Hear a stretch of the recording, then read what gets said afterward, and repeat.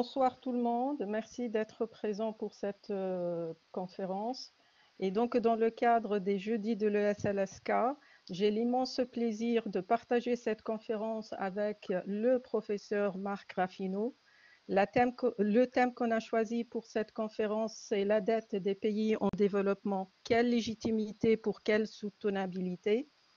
Marc Raffineau est maître de conférences émérite habilité à diriger des recherches à l'Université Paris-Dauphine. Il est spécialisé dans les domaines de la macroéconomie du développement, du financement du développement. Marc travaille également comme expert international auprès des organisations nationales et internationales sur les questions de macroéconomie, du développement, des finances publiques, de réduction de la pauvreté, d'évaluation de l'aide budgétaire. Marc Raffineau a publié ou édité une quinzaine d'ouvrages et une centaine d'articles. Ses publications récentes portent sur les questions de financement du développement et d'endettement. Je cite notamment La dette des pays en développement aux éditions La Découverte en 2019 et Économie du développement en 2015 chez Duno. Donc, sans plus tarder, je cède la parole à notre invité, Marc Raffineau.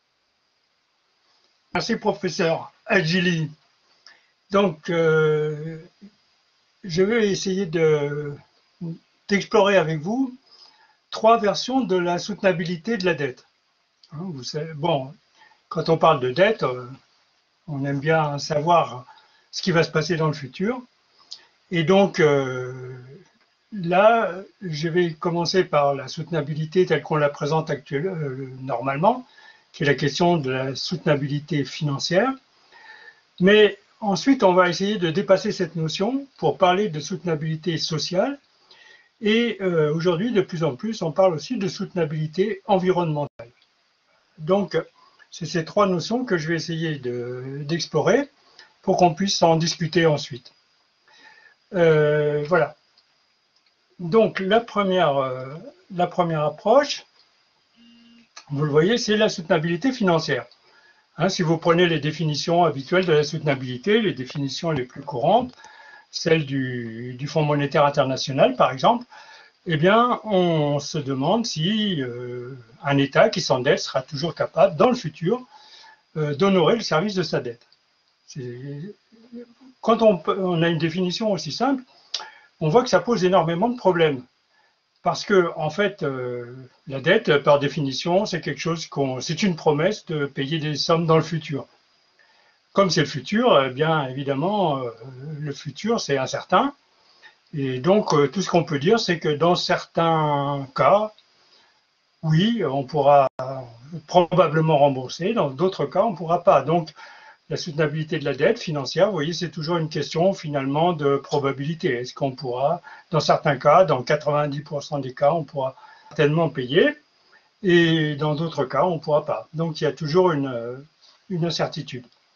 C'est pourquoi, en général, bon, on dit que c'est très difficile de donner un jugement, de dire oui, la dette est soutenable financièrement ou elle n'est pas soutenable. Et pour ça, donc, on a essayé de préciser, le Fonds monétaire international a essayé de préciser comment est-ce qu'il fallait essayer d'analyser cette soutenabilité financière de la dette. Ce qui est important pour le moment, c'est de voir que cette soutenabilité, vous voyez, elle a des conséquences juridiques.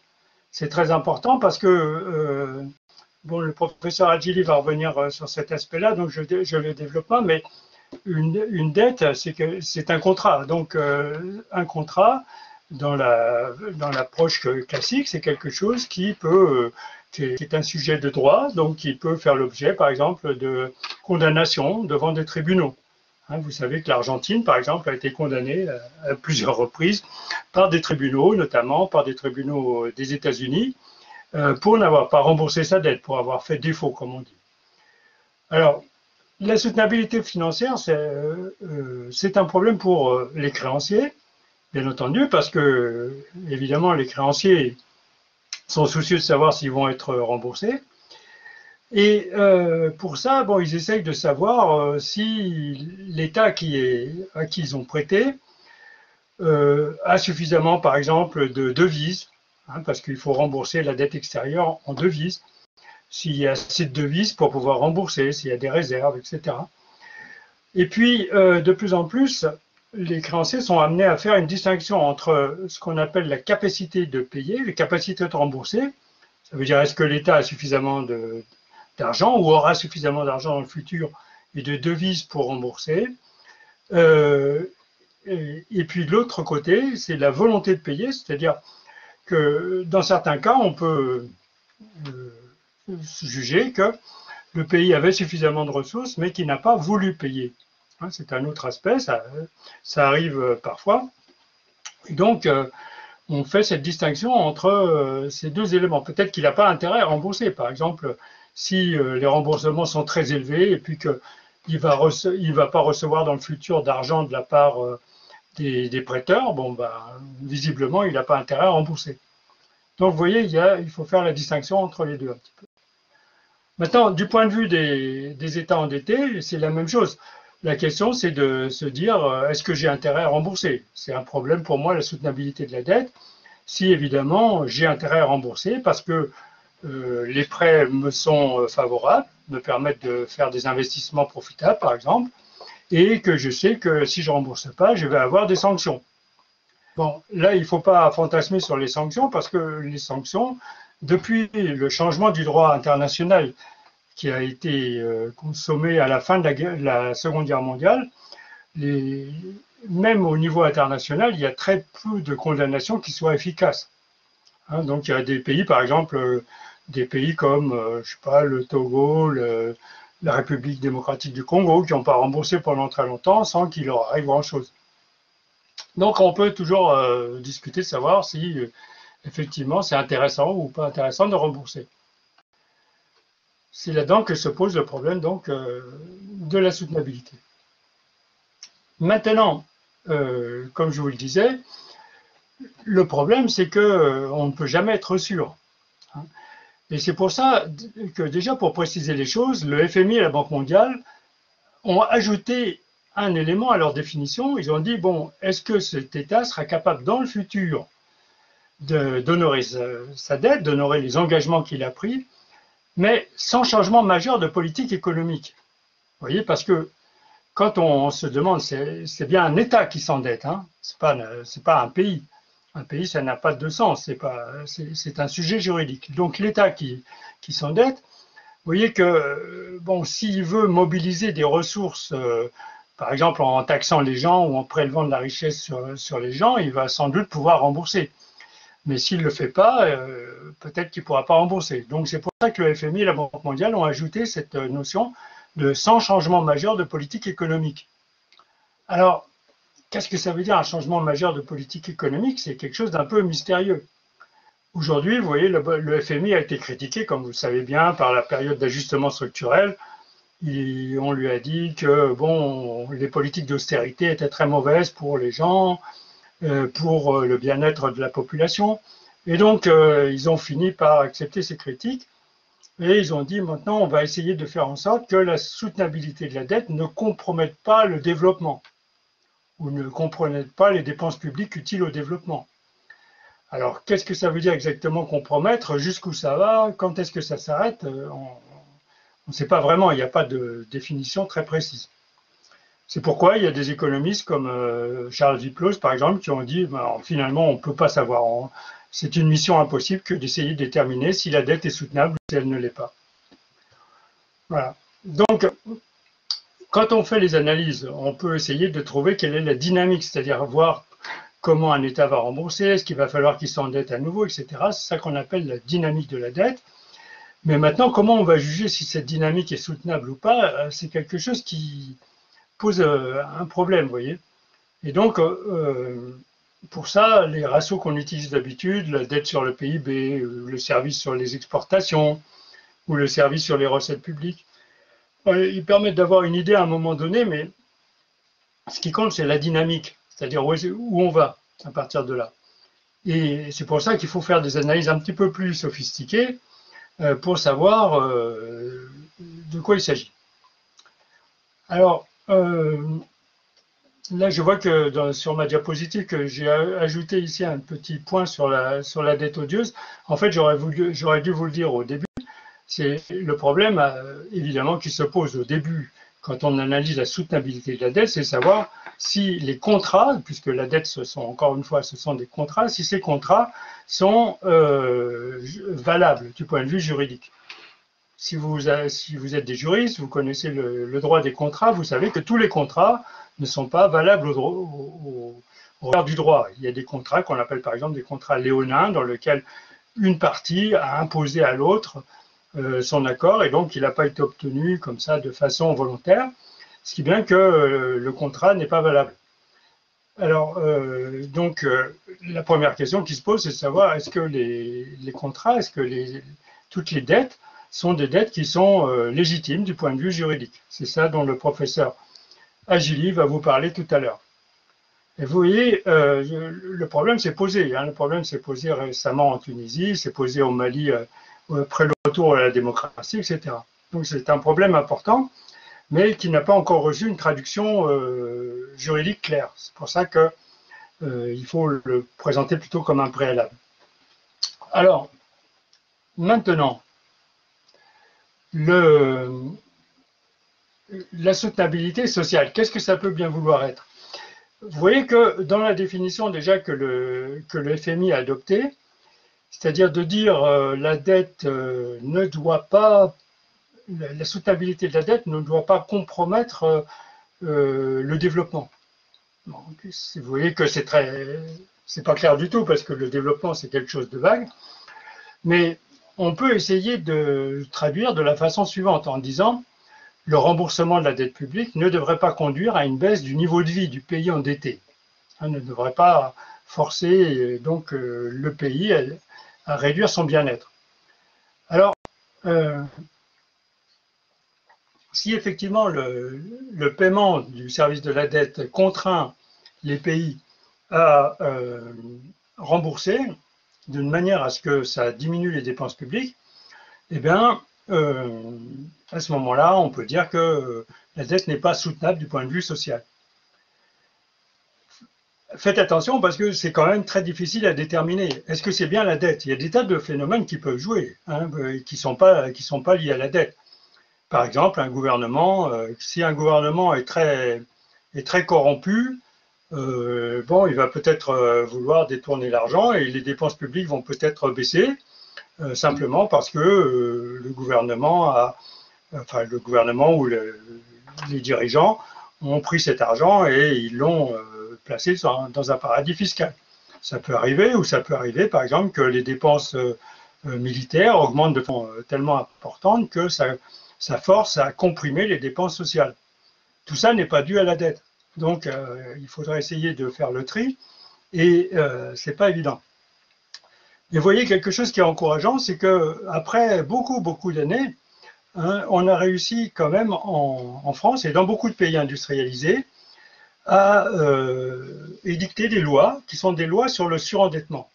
Donc en France, par exemple, il y a une loi sur le surendettement des ménages dont la Banque de France est chargée et la Banque de France a toutes des modalités de gestion de ce surendettement. Alors, ce surendettement, là, quelle est la logique? La logique, c'est que si un ménage est très endetté, il y a beaucoup de ménages en France qui sont surendettés, c'est-à-dire ils empruntent auprès de différents systèmes d'endettement, surtout pour le crédit à consommation, et après, ils n'arrivent plus à rembourser. Donc, ils peuvent aller devant la Banque de France, et la Banque de France va préparer leur dossier pour aller à un tribunal. Ce tribunal va juger s'ils ont les ressources nécessaires ou pas pour payer. Il va regarder ici s'il y a ce qu'on appelle, il va calculer ce qu'on appelle un reste à vivre, c'est-à-dire une somme suffisante pour assurer un revenu pas satisfaisant, mais un revenu convenable. Et à ce moment-là, il va dire soit avec le reste, vous pouvez rembourser. S'il y a plus de dettes encore que ça, eh bien, on va les annuler. Donc, vous voyez, il y a une partie qui est faite qui reste remboursable et une autre partie qui va être annulée. Voilà. Donc, c'est un exemple qu'on peut essayer de transposer dans le domaine international. Il y a un certain nombre d'économistes qui ont essayé de le faire. Donc, par exemple, Combarnous et Baer, en 2007, ils ont écrit un article que vous pouvez trouver dans la revue Tiers-Monde. Ils ont proposé de définir un certain nombre de ratios qui indiqueraient si la dette est soutenable du point de vue social ou non. Voilà, par exemple, ici, c'est la dette par habitant. Le premier, c'est la dette par habitant. Le deuxième, c'est... Enfin, je vais passer tout de suite au quatrième. Le quatrième, ce sont les dépenses de santé. Si la dette est trop importante par rapport aux dépenses de santé, ils vont dire non, la dette n'est pas soutenable socialement. Évidemment, pour que tout ça ait une importance, il faudrait que ce soit reconnu du point de vue juridique, c'est-à-dire que les tribunaux internationaux puissent dire ben voilà, cette dette est trop importante maintenant et donc on va en annuler une partie. C'est ce qui a été fait un peu avec les initiatives d'annulation de la dette au niveau international, l'initiative Pays pauvres très endettés et l'initiative d'allègement de la dette multilatérale en 2005. Vous savez qu'on a annulé une grande partie de la dette des pays les plus pauvres. Mais là, on avait pris effectivement un ratio comme ça, pas un de ces ratios-là, un ratio un peu plus compliqué. Et après avoir calculé tous ces ratios, finalement, en 2005, on a annulé la totalité de la dette multilatérale. Donc, ça veut dire que ici, c'est quelque chose qui est quand même assez difficile à manipuler. Et en plus, il ne s'agissait pas véritablement d'une reconnaissance juridique, il s'agissait d'une initiative qui a été présentée comme initiative volontaire de la part des créanciers. Alors, voilà donc ici un certain nombre de critères, mais ce qui est important, c'est que dans l'approche de Combarnous et Baer, vous voyez, ces critères, en tout cas, je suis encore une fois très gêné par l'utilisation de ratios, parce que ce pas des ratios qui vont nous apprendre quelque chose à mon avis, mais si on utilise ces ratios, on voit que ces ratios ne donnent pas du tout la même analyse que les ratios classiques. C'est-à-dire qu'il y a des pays qui peuvent rembourser, mais qui ne devraient pas le faire parce que c'est très important par rapport à leurs dépenses de santé, etc. Maintenant, vous voyez, par exemple, les dépenses de santé. Bon, quelquefois, vous lisez dans la presse, c'est un scandale, les dépenses de santé sont moins importantes que le remboursement de la dette. Bon, en fait, ça ne veut pas dire grand-chose, parce que peut-être vous avez des dépenses, par exemple, si vous avez emprunté pour acheter un appartement, vous allez avoir un service de la dette qui va être plus important que vos dépenses alimentaires, par exemple. Qu'est-ce que ça veut dire? Est-ce que ça veut dire que vous n'auriez pas dû acheter votre appartement? Certainement pas. Donc, il faudrait comparer l'achat de l'appartement avec le loyer que vous auriez payé si vous n'avez pas emprunté pour acheter votre appartement. Donc, mettre les dépenses, vous voyez, par exemple, de santé, vos dépenses personnelles de santé, n'a pas beaucoup de sens. Voilà. De plus, à mon avis, si on fait une analyse de soutenabilité sociale de la dette, il faudrait à ce moment-là que ça ne soit pas manipulable. Or, ici, donc, si on trouve que, par exemple, le ratio entre la dette et puis les dépenses sociales est important, l'État peut très bien baisser les dépenses sociales. Et à ce moment-là, on va arriver à une situation dans laquelle l'État aura organisé volontairement sa propre faillite, si vous voulez. Voilà. Donc, ici, la difficulté, c'est ça. La difficulté, c'est d'essayer de trouver des critères ou d'une façon de procéder qui soit non manipulable et qui ait un sens du point de vue objectif. Alors, vous voyez, encore une fois, ce n'est pas parce qu'il y a des dépenses de santé qui baissent que c'est la dette qui est responsable. On peut trouver ici Par exemple, le fait que l'État n'a pas voulu y affecter des ressources, il a préféré faire autre chose, il n'a pas voulu emprunter, s'il peut emprunter. S'il ne peut pas emprunter, la situation est un peu différente, mais il faudrait analyser toutes ces causes-là et voir si c'est justifié ou si ce n'est pas justifié. Encore une fois, quelque chose qui est intéressant, c'est qu'il existe des procédures auxquelles on peut se référer, qui sont les procédures de surendettement. Dans les pays, comme en France, mais il y en a dans d'autres pays aussi.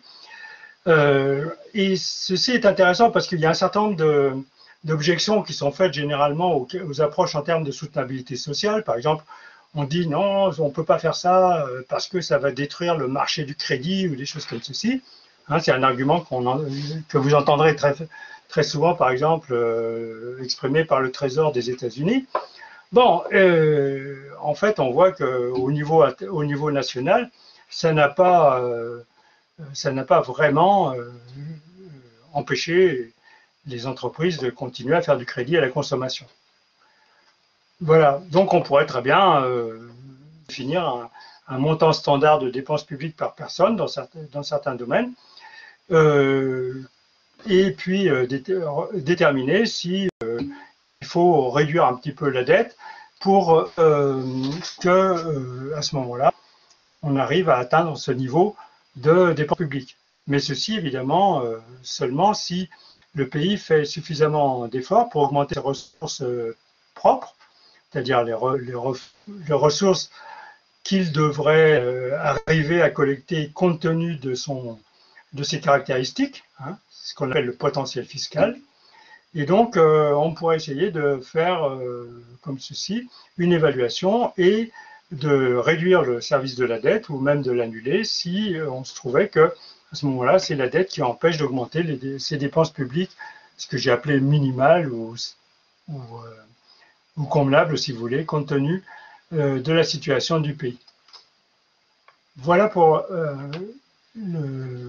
ici les objections qui sont le plus souvent avancées. Vous voyez ici des objections du type marché du crédit, c'est ce que je viens de vous dire. Mais évidemment, le problème pratique le plus important, c'est encore une fois comment faire entrer ceci dans un système juridique, puisqu'il existe des systèmes juridiques nationaux.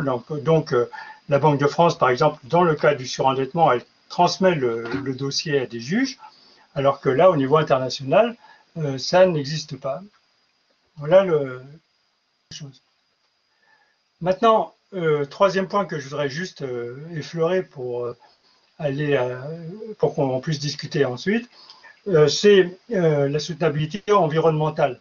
Vous voyez ici, si on est d'accord avec l'idée qu'il y a besoin de capital humain, de capital naturel et capital physique, la question se pose de savoir si quand on emprunte du capital financier.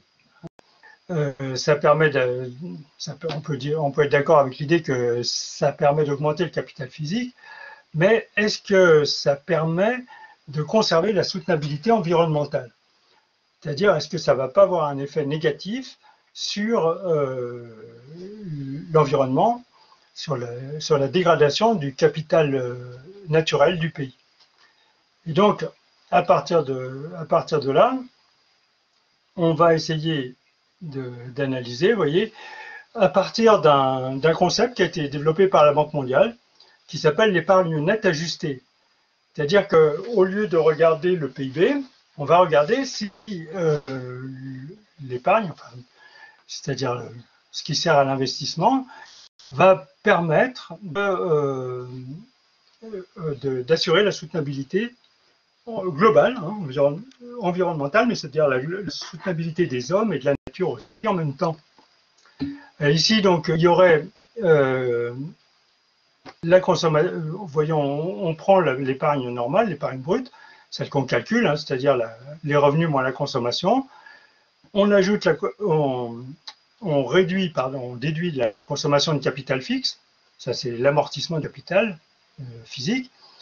On augmente des dépenses publiques d'éducation, parce que là, on sait bien que ces dépenses, même si on les considère comme ces dépenses courantes, sont des dépenses qui permettent d'accumuler du capital humain. Et puis ensuite, on va réduire tout ce qui est l'épuisement, enfin la réduction du capital naturel. Voilà, donc ça va nous permettre de savoir ici comment on va pouvoir euh, évaluer, hein, c'est ce qu'on est en train de faire avec un collègue au Burkina Faso, si la dette va avoir un effet positif ou négatif sur, sur ce qu'on appelle donc l'épargne ajustée. Et donc, ça permet à ce moment-là de savoir si la dette a un impact négatif et que si cet impact négatif est bien lié à la dette, on va pouvoir aussi dire qu'il vaudrait mieux réduire la dette ou éventuellement l'annuler. Voilà, je vous remercie. J'ai soumis quelques idées. C'est surtout pour la discussion. Donc, je crois que je vais m'arrêter là et laisser la parole au professeur Agili pour que on passe maintenant à la question de l'audit et de la dette odieuse. D'accord. Marc, ils ont noté des questions intéressantes sur le chat par rapport à ta présentation. Oui, je les ai vus passer à toute vitesse, il y en a plein. Donc, comment on fait? Mais on va répondre juste après ma présentation, hein. Je vais faire rapidement, ne vous inquiétez pas. D'accord. Bon, donc, moi, ma présentation, ça sera dans la complémentarité de la présentation de Marc et je vais plutôt m'intéresser à la question de l'audit de la dette publique et est-ce que l'audit de la dette publique peut constituer une solution aussi bien dans le contexte des économies en développement que dans le contexte des pays développés. Et vous allez voir qu'il y a des croisements et qu'aujourd'hui, la frontière entre comment poser la question dans les pays en développement et dans les pays développés s'estompe progressivement. Donc, pour ma présentation, je vais commencer par vraiment quelques tendances et faits caractéristiques de la dette publique dans le monde. Après, je vais regarder juste un petit peu la problématique de l'audit et comment on peut présenter cette problématique, pourquoi elle se pose, cette question de l'audit de la dette. Et enfin, je vais traiter un petit peu de la question des contrats que Marc a évoqué tout à l'heure. Donc, bonsoir à nos amis et collègues enseignants-chercheurs de Brest hein, qui nous rejoignent, Marc. OK. La, Bonsoir. voilà, on a Mourad Kartous avec nous. Donc, la carte, Bonsoir, chers collègues. Bonjour. voilà. Il ne peut pas intervenir, hein, je dois après le faire passer en modérateur. OK. Et on a même un collègue qui vient de l'Espagne. La carte de la dette publique dans le monde. Donc, si on regarde cette carte, c'est la carte publiée par le Fonds monétaire international en 2020. Donc, c'est la dernière carte de la dette publique dans le monde. Ici, je pense qu'elle n'est pas trop claire, mais c'est pas. Je peux agrandir. Sachant qu'on a sur cette carte quatre niveaux de couleurs. Ce qu'il faut retenir de cette carte, c'est vraiment les niveaux records de l'endettement dans le monde en 2020. Et ça, c'est normal et c'est légitime. Et ça s'explique dans un contexte de crise. Donc, tout ce que vous voyez en orangé, là, sur la carte, c'est des niveaux d'endettement supérieurs à 100% du produit intérieur brut. Et si on regarde un petit peu les pays concernés par ce niveau record de l'endettement, ben on va constater qu'il s'agit principalement des pays développés. Donc on a les pays de la zone euro, on a la France, l'Espagne, l'Italie, hein, il n'y a pas de surprise, et on a aussi le Canada, les États-Unis. Pour les pays en voie de développement, on a le Brésil et on a le fameux exception en matière d'endettement public, le Japon.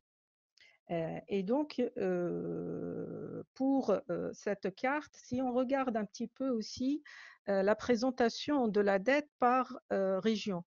la présentation, ici, on a les pays émergents et en développement et on a aussi les pays développés. Donc, si on regarde ici, ben, le niveau d'endettement est en moyenne inférieur dans les pays émergents et en développement que dans les pays développés. Et ça, c'est depuis les années 2000, donc sur les 20 dernières années. Ah ben, si on regarde cette représentation graphique et on essaye un petit peu de voir les projections du Fonds monétaire international pour les 5 années à venir. Ben, sur les 5 années à venir, et ce n'est pas très clair, le scénario le plus optimiste, c'est vraiment une stabilisation des niveaux d'endettement dans le monde. Donc, dans les 5 années à venir, les niveaux records d'endettement vont devenir une réalité économique dans le monde. Donc, on a 5 ans d'un niveau d'endettement record. Donc, les faits caractéristiques à partir de la lecture des deux cartes, hein, c'est l'endettement public est en moyenne plus élevé dans les pays développés que dans les pays émergents et en voie de développement. En 2020, s'il faut retenir un chiffre, donc en moyenne, dans les pays en développement, on est à 61% de dette par rapport au produit intérieur brut. Et par comparaison, là, on regarde que le groupe des pays développés se trouve avec 125%. Et donc, on est vraiment au-delà de 100% du produit intérieur brut. L'évolution sur les 20 dernières années, ben, c'est une évolution et c'est une tendance à la hausse dans les deux groupes de pays. Donc, on est passé de 47% à 61% dans les pays émergents et de 70%, on va dire, à 125% dans les pays développés. Eh ben, les projections sur les 5 prochaines années prévoient au mieux une stabilisation des niveaux d'endettement actuels qui sont des niveaux records. Et donc, c'est avec ces constats-là que se pose ce problème de soutenabilité de la dette, aussi bien dans les pays en voie de développement que dans les pays développés. Et la présentation de Marc trouve toute sa légitimité dans ce contexte-là. Est-ce qu'il faut se fier à une soutenabilité économique, financière pure, ou est-ce qu'il faut intégrer à la fois la dimension sociale et la dimension environnementale dans la mesure de cette soutenabilité? Sachant quoi que l'instrument qu'on a utilisé depuis les années 70, ben c'est le taux d'endettement, tout simplement. On a ce ratio qui résume un petit peu cette question de soutenabilité. La problématique de l'audit. Pourquoi la problématique de l'audit peut se poser dans ce contexte-là? On a déjà, et il faut savoir qu'on a 3 approches concurrentes pour la gestion de la dette. On a une approche économique à 100%, c'est l'approche contractuelle, c'est l'approche par le marché. Mais on a aussi une approche institutionnelle plus une approche juridictionnelle. Donc, j'ai développé un petit peu les 3 approches dans un article en 2019 hein, pour ceux qui veulent aller un peu plus loin dans cette notion. L'approche dominante aujourd'hui, c'est l'approche par le marché, c'est l'approche contractuelle. Et c'est dans ce contexte-là qu'il faut analyser la dette publique comme un contrat. Et c'est par rapport à la théorie de l'agence qu'il faut essayer de résoudre ce problème d'endettement public. Donc, la situation par rapport à l'audit, il faut savoir qu'on a 2 groupes de pays. Hein. On a les pays développés avec les institutions financières internationales qui sont plutôt en faveur, qui rejettent catégoriquement l'audit de la dette. Et on a de l'autre côté un mouvement un mouvement plutôt citoyen au niveau des pays en voie de développement qui plaident pour un audit de la dette. Ce mouvement, il a commencé dans les pays d'Amérique latine et après, il s'est propagé un peu partout dans le monde. Il a atteint aussi certains pays développés. On va voir un peu plus loin la carte. Hein. Et donc, la règle aujourd'hui, le principe de base aujourd'hui, l'audit, il n'est pas accepté.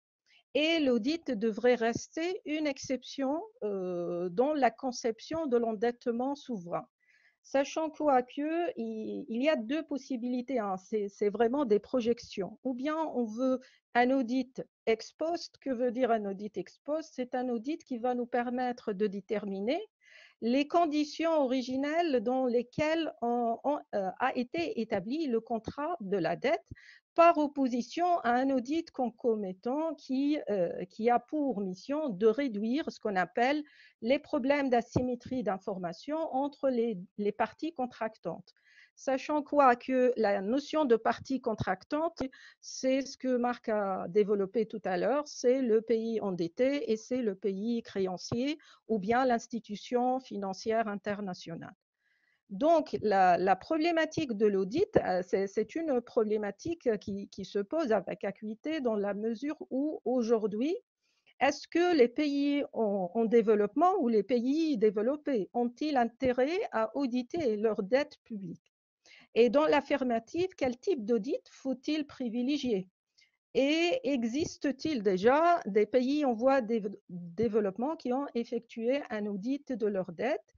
Et si oui, quels sont les enseignements tirés de ces expériences-là? Et ça, je vais le faire rapidement. Donc, ce qu'il faut savoir, l'audit de la dette, c'est une question complexe. Pourquoi? Parce que c'est une question qui se trouve au croisement de plusieurs disciplines.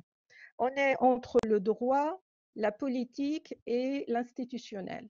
Et là, j'ai certains de mes étudiants qui sont en droit des affaires internationales, donc ça leur intéresse un petit peu cette partie juridique et j'attends leurs questions par rapport à cette partie. Donc, l'audit, dans ce cas-là, est présenté comme un processus tridimensionnel avec les trois aspects. Si on commence par la notion de processus légal, hein, si on regarde un petit peu dans le droit, donc il existe toute une doctrine qui s'est développée autour de la dette odieuse et elle trouve ses origines dans l'article fondateur d'Alexander Sachs de 27. Ben, la dette, elle est qualifiée d'odieuse si elle remplit à la fois trois conditions.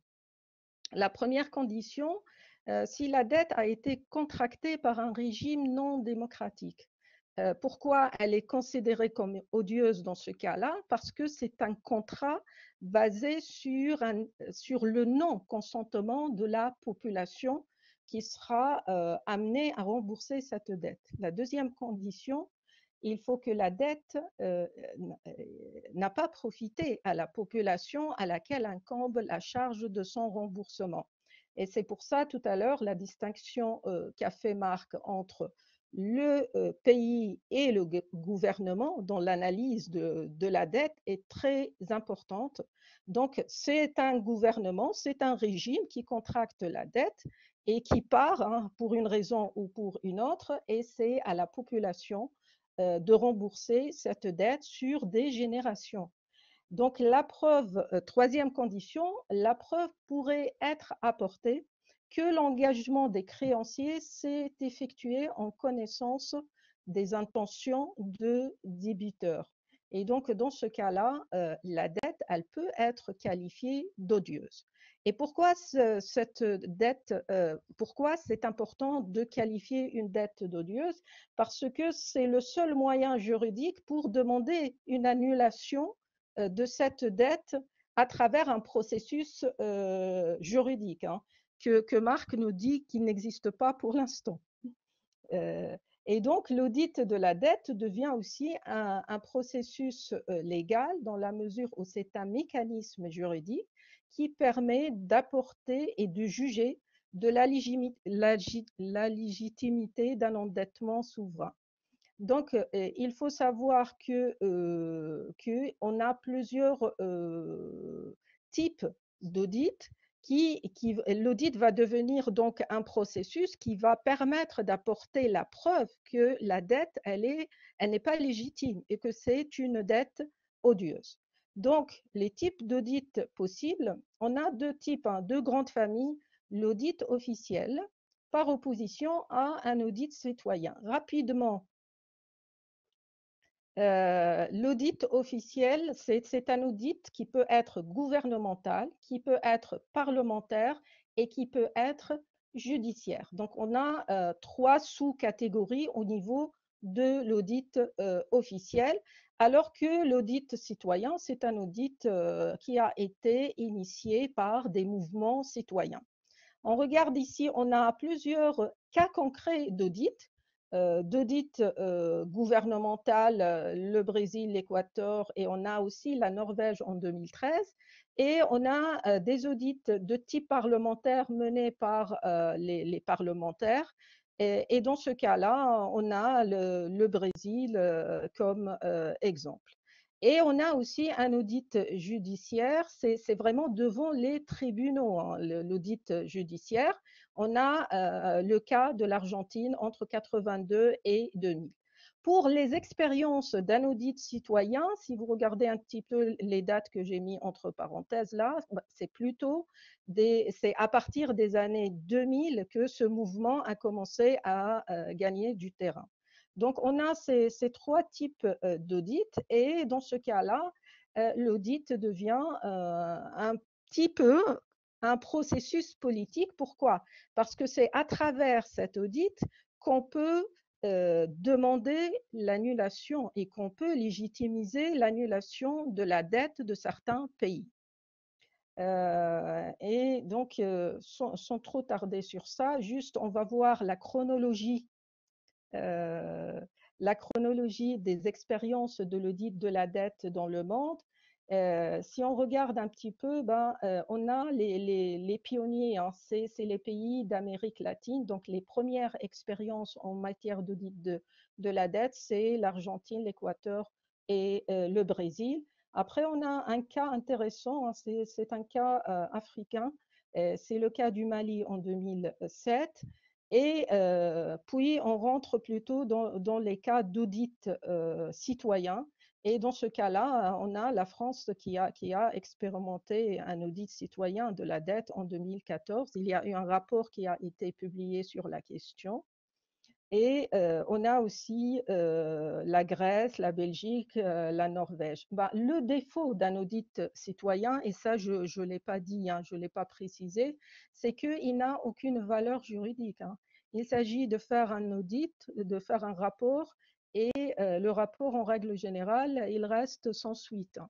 C'est juste une manière de sensibiliser les populations à la question de l'endettement et l'utilisation rationnelle des deniers publics.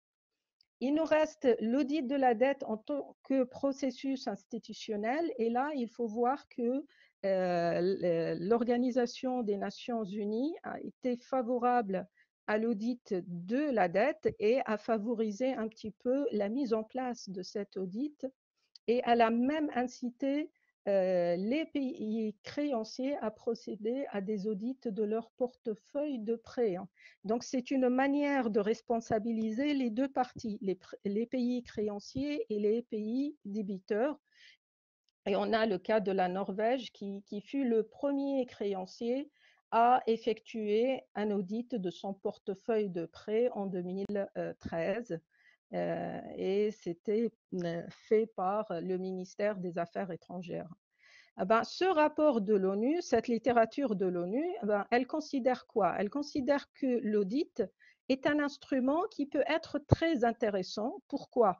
Parce qu'il va permettre de déterminer les conditions dans lesquelles le contrat de la dette a été établi, mais aussi l'audit de la dette peut constituer un moyen d'évaluation des conséquences sociales et écologiques de la dette, des conditions de développement du pays emprunteur et en matière de respect des droits de l'homme.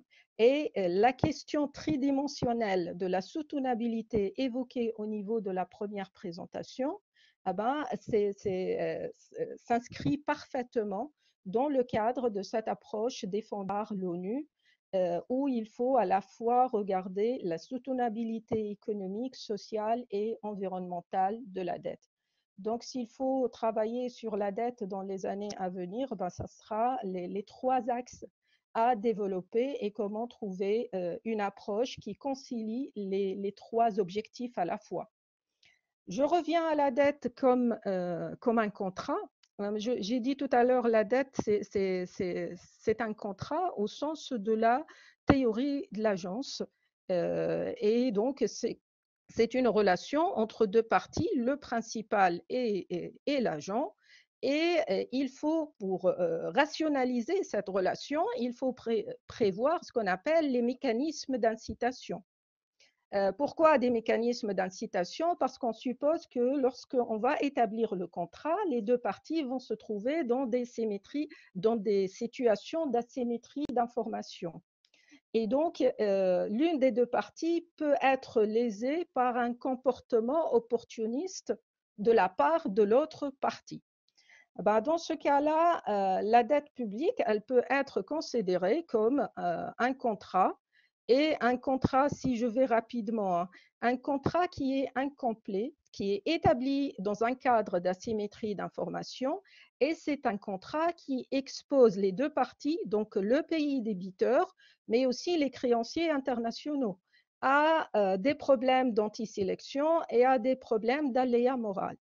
Dans les deux cas, le contrat, pour qu'il soit efficace et efficient, il faut qu'il prévoie des mécanismes d'incitation et de surveillance pour réduire ces problèmes d'asymétrie d'information. Et là, on a eu vraiment une classification des contrats qui a été proposée par Williamson. Et cette classification, à mon sens, le contrat de la dette, il devrait se trouver ici. Pourquoi? Parce que c'est un contrat de type néoclassique avec une spécificité des actifs qui est moyenne et une fréquence des transactions qui est relativement faible. Ce qui nous intéresse dans cette dernière partie de ma présentation, pourquoi l'audit peut devenir une solution dans ce cadre contractuel. Le premier argument qu'on peut donner, c'est l'incomplétude des contrats de dette souveraine. On est face à un contrat incomplet et il faut trouver un mécanisme d'incitation. Le paradoxe, pourquoi lorsqu'il s'agit d'un contrat privé, l'audit, il est accepté. Hein. Et lorsqu'il s'agit d'un contrat de dette publique, l'audit devient rejeté. Ça, c'est vraiment une grande interrogation. Deuxième argument, l'audit peut constituer un mécanisme qui va permettre de rationaliser les contrats d'endettement dans les pays en voie de développement. Pourquoi les pays en voie de développement? Parce que c'est des pays où le niveau d'incertitude et d'asymétrie d'information est beaucoup plus important. Et donc, l'argument, c'est il faut intégrer l'audit comme un mécanisme pour résoudre ces problèmes d'aléa moral et d'antisélection. Le troisième argument, si tout bêtement on va raisonner par analogie, si l'audit aujourd'hui fonctionne très bien dans les relations contractuelles privées, il devrait fonctionner dans les relations contractuelles où l'une des deux parties ou les deux parties sont des entités publiques. Donc là, c'est rapidement les trois arguments pour intégrer hein, l'audit comme mécanisme de rationalisation de l'endettement public, sachant quoi que ces mécanismes, et il y a aussi ce qu'on appelle les clauses contractuelles. Hein, et donc, le contrat de la dette publique devrait intégrer ce qu'on appelle des mécanismes d'incitation. Et les mécanismes d'incitation sont au nombre de 4. Hein, et on les connaît dans la littérature économique.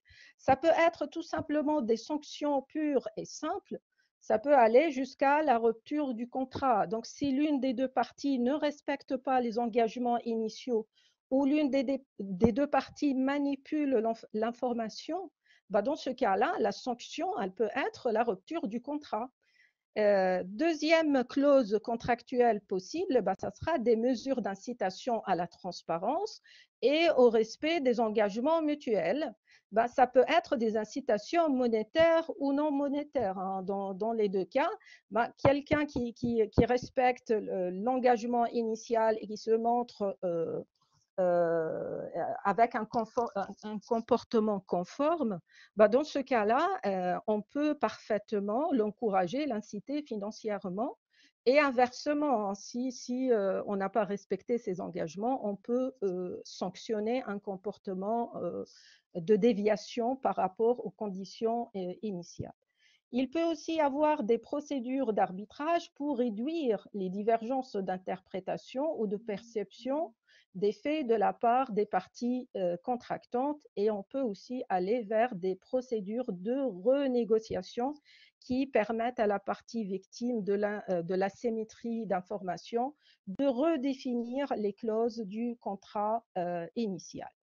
Donc, peut-être, moi, je vais m'arrêter là pour permettre à Marc et à moi-même de répondre aux questions. Si vous voulez aller plus loin par rapport à cette question de l'audit de la dette, ben moi, je vous recommande mon article sur l'audit de la dette qui vient d'être publié au mois de novembre dernier. Voilà. Et merci pour votre attention. Allez, on va regarder les questions. Marc, qu'est-ce que tu veux rajouter?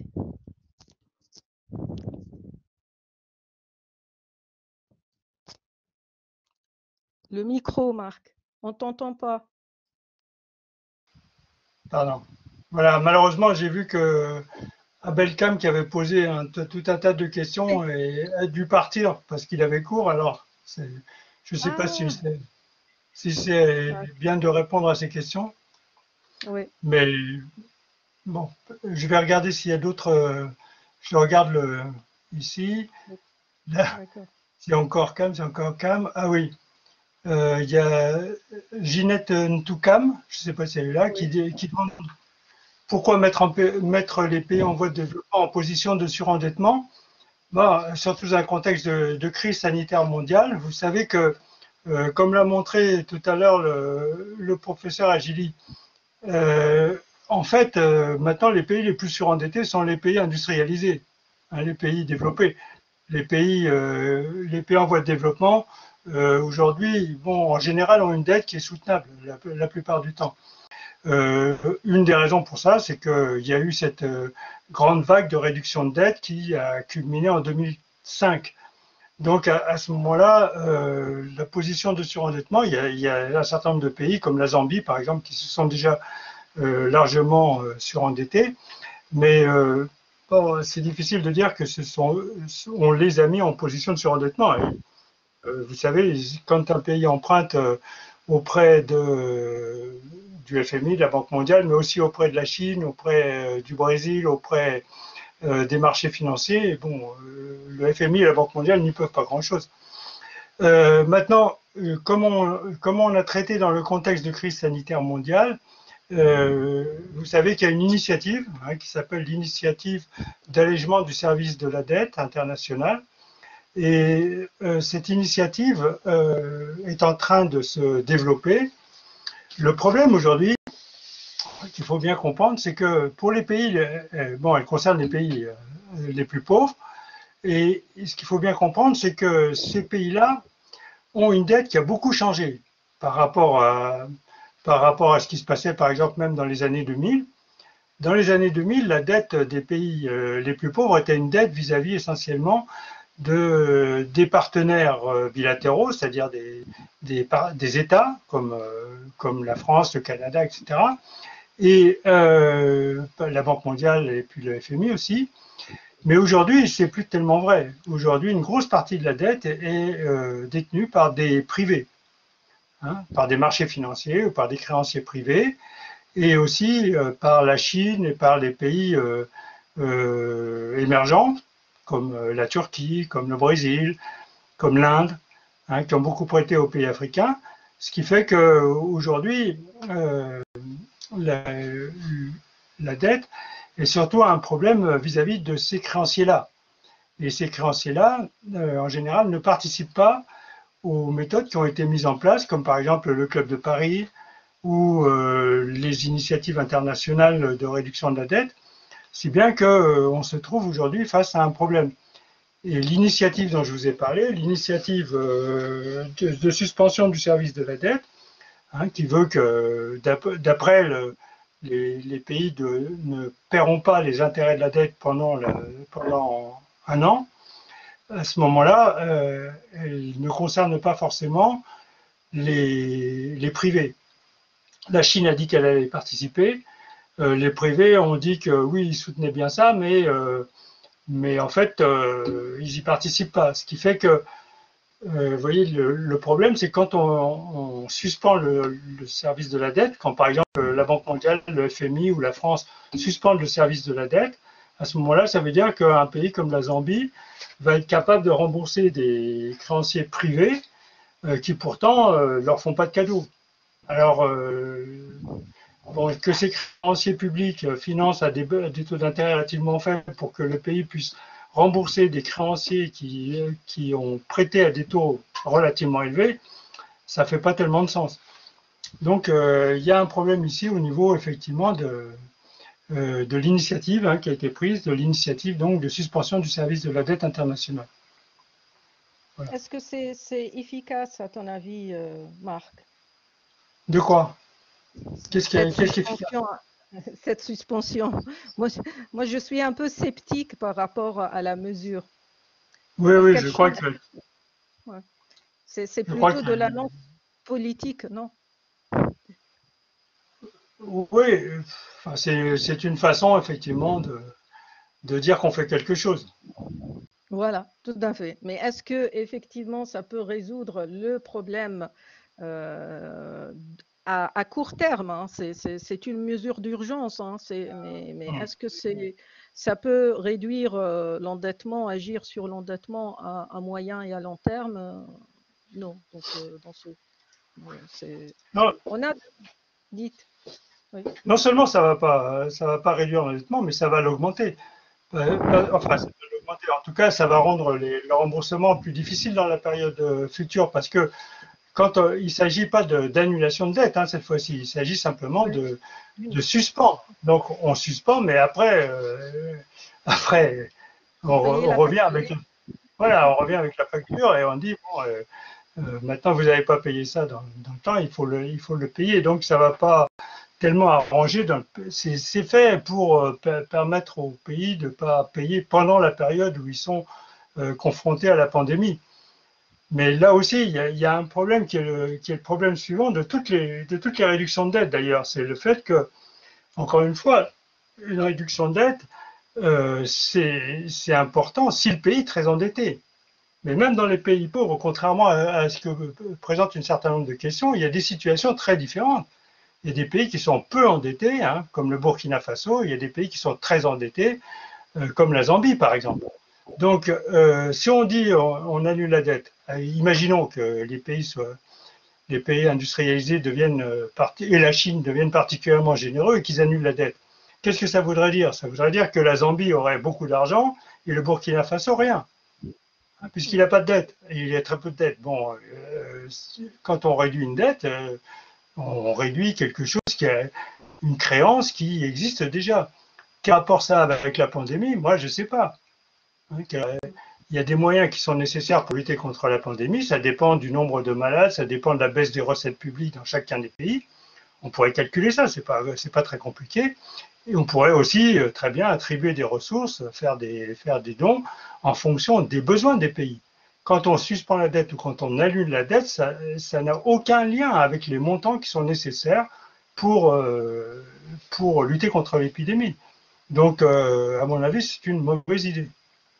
Et en plus, ça peut faire un effet contre-productif parce qu'on va émettre des signaux, des mauvais signaux envers les pays qui ont jusque-là bien géré leurs dettes et rationalisé leur endettement.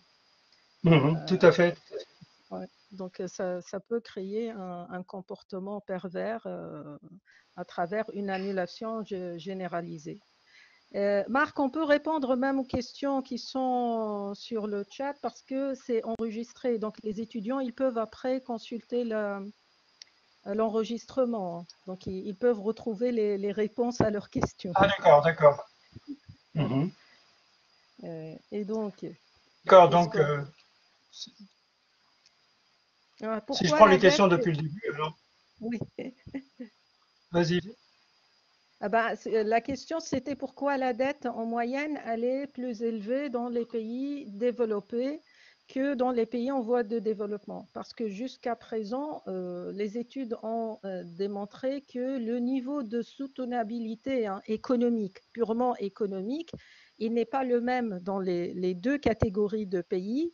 Il y a des études qui ont placé à 40% la barre pour les pays en voie de développement et à 60% pour les pays développés.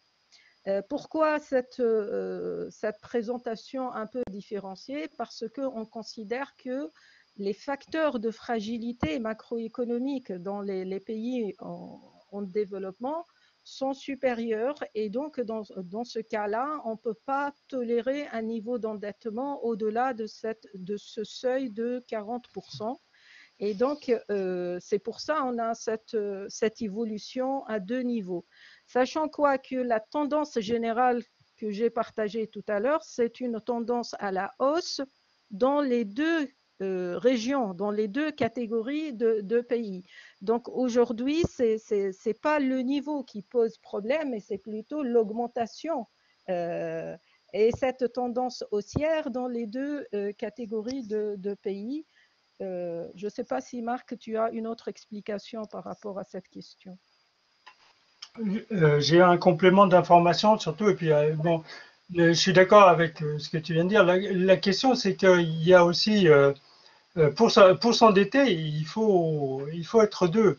Et quand le proverbe qu'on invoque souvent, Oui, qui est on ne on prête est qu'aux riches. riche. Oui, ben oui, mais c'est vrai, ça veut dire que les pays ont une dette d'autant plus grosse qu'ils sont riches. Donc, ça veut dire que, par exemple, un pays comme, je sais pas, le Mexique, par exemple, hein, c'est un pays qui a une dette qui est équivalente à celle de toute l'Afrique, 50 pays, parce qu'il est plus riche, donc tout simplement. Donc, ça veut dire que ici, faites bien attention, parce que c'est pas parce qu'un pays est très endetté que sa dette est très grosse. Et puis le deuxième point que je voulais rajouter, c'est un complément d'information. Euh, Faites bien attention à une chose, c'est que la dette, c'est pas un très bon indicateur, comme j'ai déjà dit, tout simplement parce que quand vous dites là, on doit tant de milliards ou tant de pourcentage du PIB, ça ne nous dit pas du tout combien on doit payer. Combien on doit payer, c'est le service de la dette.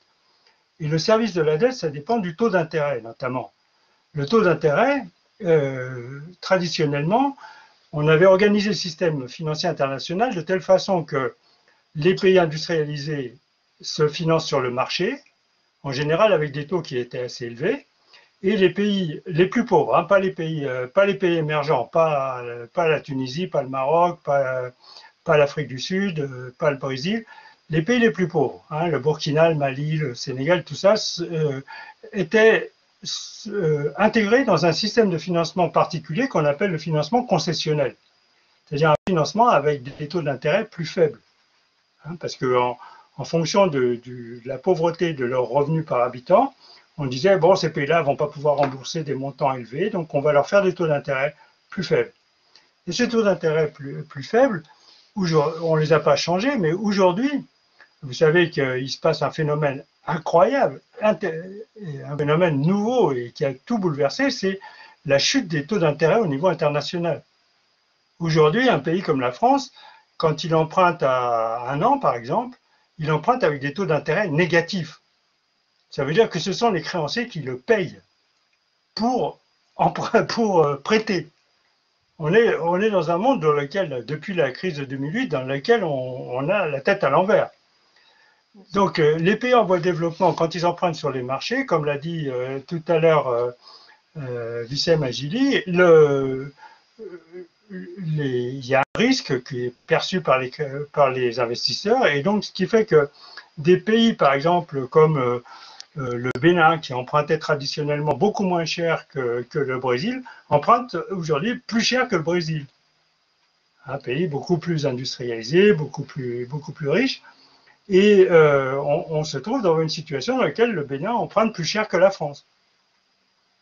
encore plus que l'Allemagne. Donc, vous voyez qu'il y a, c'est tout le système qui est mis en place avec cette espèce de financement préférentiel, avec des taux d'intérêt plus faibles. Hein. Donc, ce qui fait que finalement, même si on dit que la dette est plus élevée, c'était ça le point de départ, si la dette est plus élevée dans les pays industrialisés que dans les pays en voie de développement, en proportion, hein, ça ne veut pas dire que le service de la dette est plus élevé dans les pays industrialisés. Encore une fois, parce que les taux d'intérêt sont beaucoup plus faibles. Donc on est en train de vivre une époque incroyable du point de vue financier sur le marché et qui bouleverse les institutions, tout l'ordre institutionnel qu'on avait mis en place en 1960. Mais les taux d'intérêt, si je me permets de rajouter quelque chose, le taux d'intérêt, c'est la traduction du niveau de risque encouru par les créanciers. Et donc, si Marc nous dit que la France peut emprunter à un taux négatif, ça veut dire que les créanciers voient que le niveau de risque est très très faible pour la France, et donc dans ce cas-là, ils sont prêts à donner des fonds parce qu'ils ont cette confiance dans l'économie française. Et donc dans ce cas-là, on a vraiment peut-être, hein, je le dis sous contrôle de Marc, on a vraiment un problème de confiance, hein, au niveau du système international. Et donc, le niveau de risque associé aux pays en voie de développement augmente de telle sorte que les taux d'intérêt aujourd'hui sont plus élevés dans ces pays que dans les pays développés, avec des écarts importants. Et les banques... Oui, tout à fait. Ben, on a quelqu'un qui nous dit que l'annulation de la dette peut faire naître un aléa moral énorme entre certains pays. Est-ce que vous êtes d'accord, Marc? Oui, oui, c'est clair, mais effectivement, tu as développé cette question-là, c'est tout à fait juste, mais bon, c'est ce qu'on voit d'ailleurs. Hein. C'est ce qu'on voit, les pays qui ont reçu des annulations de dette se sont rapidement réendettés en général. La dette n'est pas forcément insoutenable, hein, mais ils se sont développés. Hein. Et là, le dernier point, c'est avec des banques centrales qui maintiennent des taux d'intérêt négatifs historiquement également. Oui, c'est ça qui chamboule tout le système financier international jusqu'à présent, qui était fondé sur cette dichotomie entre des pays à faible revenu qui accédaient à des taux d'intérêt plus faibles, et là tu vois, qui n'avaient aucun lien avec le risque, hein, puisque tous les pays avec des revenus faibles, à ce moment-là, bénéficiaient des mêmes taux d'intérêt, sans avoir de spread, contrairement à la Tunisie ou au Mexique ou des pays comme ça, qui étaient des pays sur les marchés dans lesquels, effectivement, la prime de risque était importante. Voilà la difficulté. Alors là, on a une question piège. Elle est intéressante. La Banque islamique offre-t-elle des solutions pour remédier au déséquilibre résultant des systèmes de financement basés sur les intérêts? Moi, je ne peux pas répondre, Marc. Moi, je peux juste dire un mot. Ici, le fait qu'il n'existe pas d'intérêt, bon, ça fait que les banques islamiques se rapprochent un peu de ce qu'on appelle des financements sous forme de capital risque. Donc, ça veut dire que dans ce cas-là, bon, le paiement va être un paiement qui va être un partage en fait des résultats. Au niveau international, ça existe aussi. Hein, il n'y a pas que la Banque islamique qui fait ça. Par exemple, c'est ce qui est fait par la Banque européenne d'investissement. Donc, je ne sais pas si ça existe des prêts de la Banque islamique qui soient des prêts de banque islamique, qui soient des prêts sous forme de prêts d'aide budgétaire. Parce que pour les projets, effectivement, bon, ça peut être intéressant, encore que ça ne change pas fondamentalement les choses et que ça existait déjà par ailleurs au niveau international. D'accord. Ok. Est-ce qu'il y a d'autres questions? Là, il y a Dites, Marc. les créances internationales. La Chine. J'ai Namiel, c'est mon étudiant, hein. Il insiste sur le cas chinois, Mhm. hein. Il nous dit quoi sur la Chine? Nous avons vu sur la Chine, dans votre exposé, un endettement entre 70 et 100%. Sur la carte, moi, je n'ai pas vérifié, hein. À chaque fois, j'appuie sur la carte pour voir le taux. Ce qui m'a beaucoup étonné, puisque j'avais vu des articles avec des taux autour de 300%. Est-ce que tu as une idée, Marc, sur l'endettement public chinois? Il faut faire attention là. C'est une question importante parce que Ouais, dans le cadre euh, de cette conférence qui est quand même rapide, il y a une ouais, chose qu'on a éliminée ici, c'est la question de la dette intérieure. Là, d'accord. on a parlé pratiquement que de la dette extérieure, Ouais, hein. Et en fait, là, dans la carte que tu avais présentée, c'était la carte de la dette publique. oui, La dette c'est ça. publique, c'est fait de deux choses.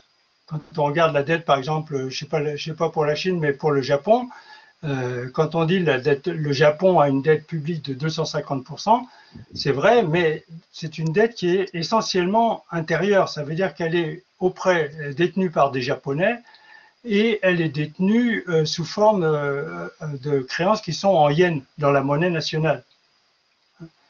Donc ça change quand même pas mal les choses parce que ça veut dire qu'ici, il s'agit de remboursement en monnaie nationale, que la monnaie nationale, dans certaines mesures, on peut la créer. Et donc, c'est pour ça, par exemple, qu'on ne s'intéresse jamais pratiquement à la dette des États-Unis. Vous avez vu que les États-Unis sont assez endettés, mais qu'est-ce que ça peut leur faire? De toute façon, si vous voulez être remboursé en dollars, ils vont vous imprimer des dollars tant que vous voulez. Il n'y a aucune difficulté pour ça. Et donc, ça veut dire que dans ce cas-là, ça n'a pas la même signification que dans un pays dans lequel il n'y a pas la possibilité, c'est une dette en devise et dans laquelle la dette intérieure serait très faible. Donc si la dette chinoise, par exemple, c'est la dette publique chinoise, c'est-à-dire la dette de l'État chinois est détenue par des Chinois et que c'est en yuan, bon, ça peut être 100% ou 300%, c'est pas très très grave. Ouais. Non, je En plus, ce regarde sont les des, chiffres, c'est 300%, ouais, sur les articles. Ouais. Donc le chiffre avancé par Namiel est correct, hein. Mais moi, je n'ai pas cliqué sur la carte, hein. Je n'avais pas d'idée sur la dette chinoise. Il nous dit on est à 15% de la dette mondiale. Et ça, c'est de notre faute, Marc, parce qu'on n'a pas spécifié les différents types de dettes. On n'a pas fait la distinction entre dette intérieure, dette extérieure, dette publique au sens large, au sens strict, dette souveraine aussi, le terme plutôt orienté économie politique que économie de développement. eh oui. Donc, ouais. Est-ce que Effectivement, mais tu as une question là. Qu'est-ce qui empêche la réalisation d'un audit pareil? C'est Ginette Ntoukam oui, qui a posé cette question. oui. La réalisation, moi je reste optimiste, hein. Pourquoi je reste optimiste? Parce qu'on a cet engagement des Nations Unies en faveur de l'audit de la dette. C'est peut-être pas dans les médias, mais sur le moyen et le long terme, et avec la pression exercée par les mouvements citoyens, on peut arriver parfaitement à un monde où on aura l'audit de la dette comme mécanisme de rationalisation et de contrôle de l'endettement public. Donc, pour l'instant, il y a ce petit blocage parce que c'est à cause du coût économique et financier, hein, que l'audit peut entraîner, hein. Et en plus, ça sera un choc pour la stabilité du système financier international, hein. C'est de dire on va tout revoir, on doit tout auditer pour faire le tri dans la masse de la dette qui existe. Et donc, il Mhm. faut vraiment mesurer l'impact économique et financier de cet engagement-là. Il faut comparer entre le coût que peut engendrer l'opération, hein, et les gains espérés de ce choix. Ça paraît logique, ça paraît défendable, mais pour la mise en application du processus, il faut beaucoup d'engagement à l'échelle internationale et beaucoup de courage, hein, et ça ne va pas être du jour au lendemain. C'est sûr. Mais est-ce que les arguments que tu viens d'évoquer, là, ce sont ceux qui ont été utilisés en Tunisie? Parce que tu n'as pas parlé de l'audit de la dette en Tunisie après le départ de Ben Ali.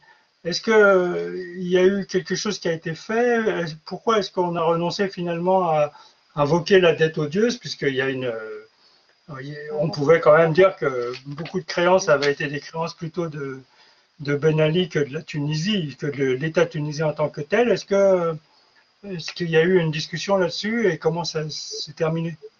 ah ben, il y a eu une discussion, il y a eu des parlementaires, hein, qui ont engagé une procédure pour introduire une loi, hein, demandant l'audit Mhm. de la dette. Et la demande, elle a été signée par 70 parlementaires, hein, à l'époque, et elle est restée sans suite, hein, après. Avec les gouvernements qui changent tout le temps, ah ben, Mhm. et ils n'ont pas continué l'approche, sachant quoi que il existe un mouvement citoyen favorable à l'audit de la dette qui était très actif juste après la chute du régime et Mhm. qui et il y avait aussi un engagement politique, hein, pour la question, hein, de l'époque de Marzouki. Il était favorable à l'audit de la dette et même au niveau de la présidence, il a créé un comité, hein, qui a étudié l'audit de la dette des pays d'Amérique latine. Et il y avait Mhm. vraiment des rapports et un vrai engagement politique, mais c'est resté sans suite, hein.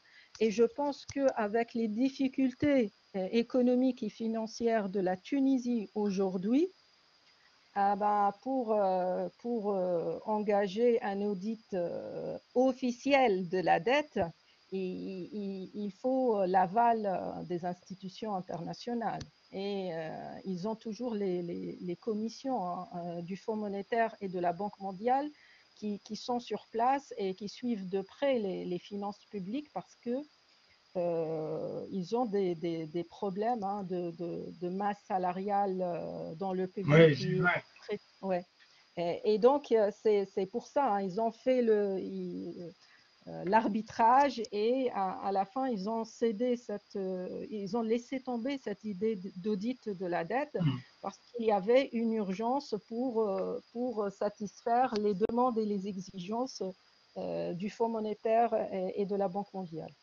Ouais. Donc, voilà.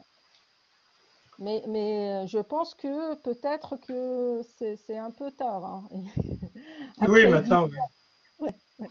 Après C'est 10 sûr, ans, c'est sûr. et même pour les avoirs gelés en Suisse du régime Ben Ali, ah ben, je pense que la prescription, elle va tomber cette année. Et donc, le gouvernement, il est vraiment sous pression pour activer, hein, la procédure parce que s'il y aura prescription, ben, le gouvernement il ne peut jamais récupérer les fonds gelés en Suisse. Oui. Pourtant, ça a été fait dans d'autres pays, hein. Même au Mali, ils ont récupéré une partie de l'argent. Ah ben, c'est vraiment, c'est une question de malgestion, à mon sens, hein. Là, j'ai lu un petit peu au niveau des médias, il y a vraiment prescription, il y a urgence. Donc le gouvernement, il doit agir rapidement, il doit nommer des avocats, je pense, pour défendre l'État tunisien dans cette affaire-là. Mais Voilà. oui, Allez, est-ce qu'on termine notre conférence maintenant? Est-ce qu'il y a d'autres questions? Bah, merci à tous ceux qui nous ont partagé cette conférence. Merci à toi, Marc. C'était un vrai plaisir. pas de quoi.